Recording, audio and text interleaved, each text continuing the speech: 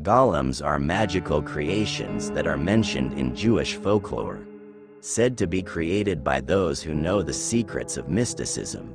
These beings are not flesh and blood but rather clay, stone or other inanimate objects magically given a life force to move and are said to be almost mindless servants.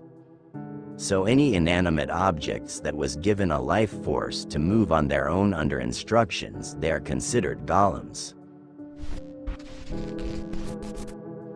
Golems, however, could become dangerous and unpredictable, often to the point they had to be destroyed in order to stop them from rampaging.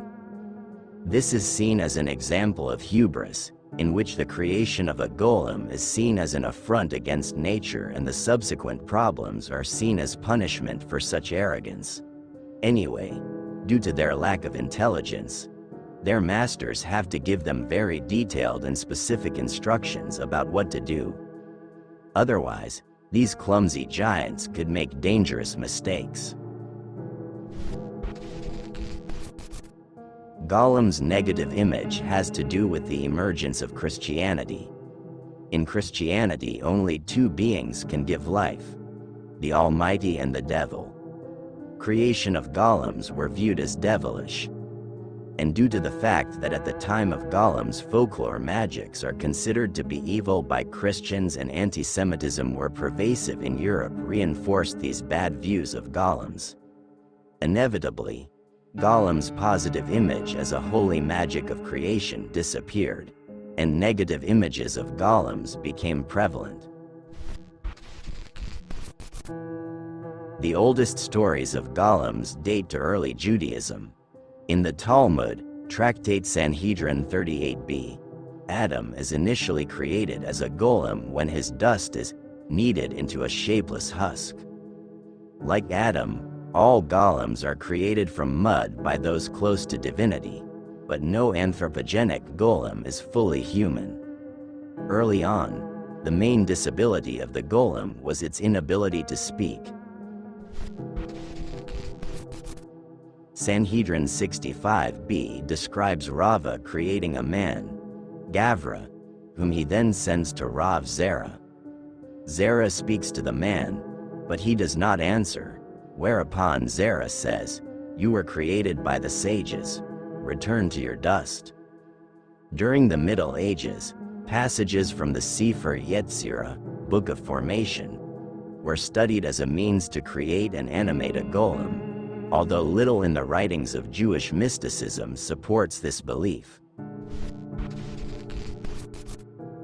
The earliest known written account of how to create a golem can be found in Sadeh Raziah by Eliezer ben Judah of Worms, who lived in the late 12th and early 13th centuries. It was believed that golems could be activated by an ecstatic experience induced by the ritual use of various letters of the Hebrew alphabet. 10. Forming a Shem, any one of the names of God, wherein the Shem was written on a piece of paper and inserted in the mouth or into the forehead of the golem. In some tales, including certain stories of the Chelm and Prague golems, a word such as emet, truth, is inscribed on the golem, sometimes on its forehead.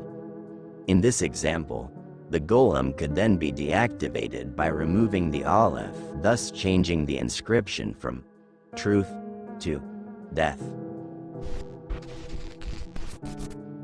One source credits Solomon ibn Gabriel, who lived in the 11th century, with creating a golem, possibly female, for household chores. A legend also existed claiming that Samuel of Spire created a golem in the 12th century. In 1625, Joseph Delmedigo wrote that many legends of this sort are current, particularly in Germany. The oldest description of the creation of a golem by a historical figure is included in a tradition connected to Rabbi Eliyahu of Chelm, 1550 to 1583. A Polish Kabbalist, writing in about 1630 to 1650, reported the creation of a golem by Rabbi Eliyahu thusly. And I have heard, in a certain and explicit way, from several respectable persons that one man, living close to our time, whose name is Eliyahu, the master of the name, who made a creature out of matter Golem and form, and it performed hard work for him, for a long period, and the name of Emmet was hanging upon his neck until he finally removed it for a certain reason, the name from his neck, and it turned to dust. A similar account was reported by a Christian author, Christoph Arnold, in 1674.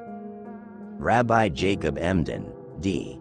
1776, elaborated on the story in a book published in 1748. As an aside, I'll mention here what I heard from my father's holy mouth regarding the golem created by his ancestor, the Gaon Eliyahu Baal Shem of blessed memory. When the Gaon saw that the golem was growing larger and larger, he feared that the golem would destroy the universe. He then removed the holy name that was embedded on his forehead, thus causing him to disintegrate and return to dust. Nonetheless, while he was engaged in extracting the holy name from him, the golem injured him, scarring him on the face. According to the Polish Kabbalist, the legend was known to several persons, thus allowing us to speculate that the legend had indeed circulated for some time before it was committed to writing, and, consequently, we may assume that its origins are to be traced to the generation immediately following the death of Eliyahu, if not earlier.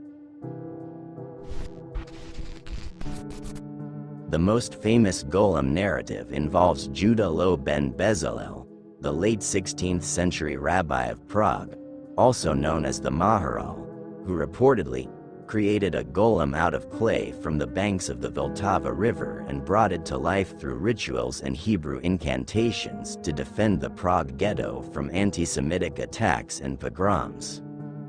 Depending on the version of the legend, the Jews in Prague were to be either expelled or killed under the rule of Rudolf II, the Holy Roman Emperor.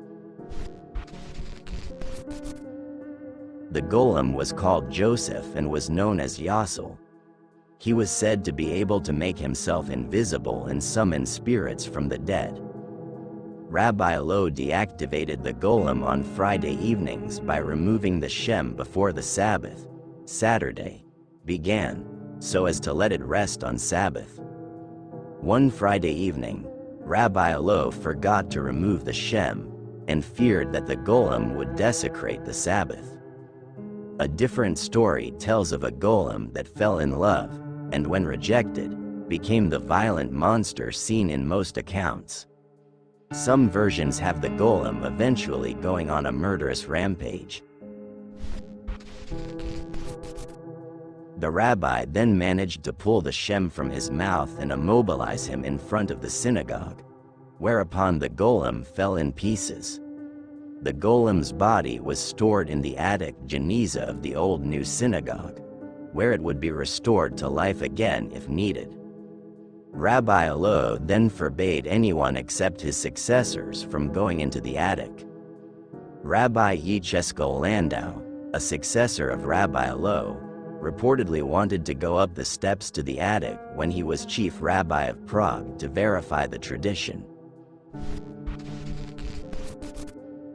Rabbi Landau fasted and immersed himself in a mikveh, wrapped himself in phylacteries and a prayer shawl, and started ascending the steps. At the top of the steps, he hesitated and then came immediately back down, trembling and frightened. He then reenacted Rabbi Lo's original warning. According to legend, the body of Rabbi Lo's golem still lies in the synagogue's attic. When the attic was renovated in 1883, no evidence of the golem was found.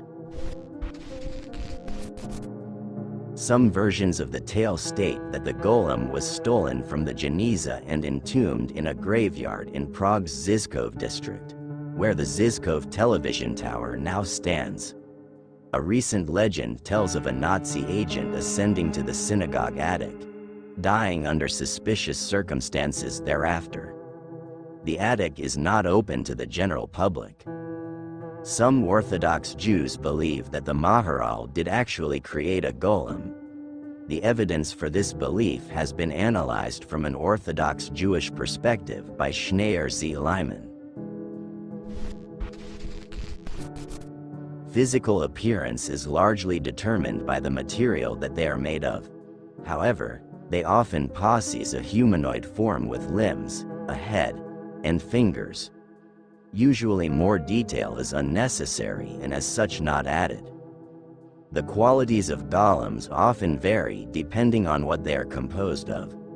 Most golems are composed of earth in some form, such as clay or stone. Earth golems are often very strong and durable, though they may be slower than some.